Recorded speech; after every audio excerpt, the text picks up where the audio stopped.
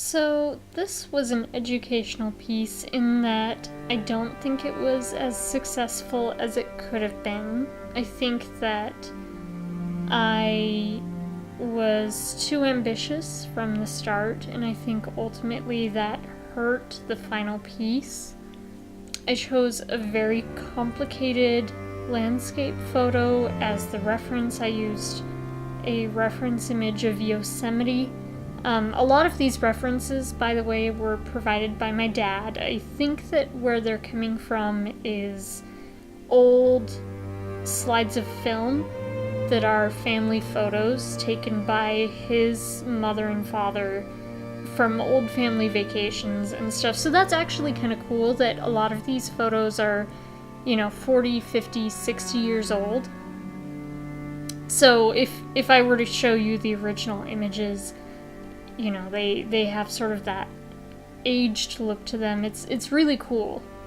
But anyway, so we believe this is an image of Yosemite, and it's a very rich landscape, very majestic, lots of high cliffs and mountains and forest, and right from the start you can see how caught up I got in trying to render all of these details, and I think I have a tendency to do that. I have a tendency to want to jump right into the details. I think it's a malady that a lot of artists suffer from, but really what a piece like this needs, especially with, an hour and a half time constraint and working on as small as a piece of paper as I was. I think this is about 5 by 7.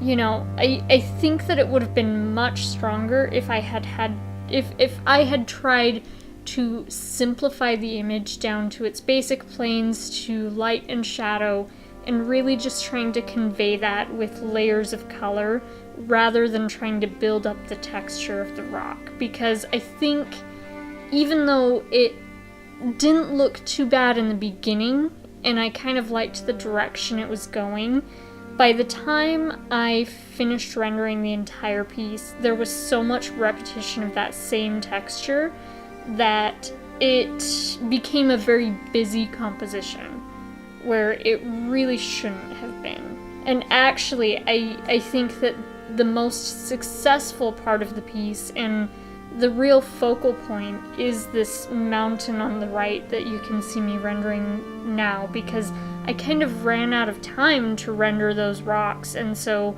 once I laid down those basic blue-green blocks of shadow, I kind of left them the way that they were, and I think that really worked out to their strength. And I kind of started to recognize that problem as I was rendering that cliff on the left side, and so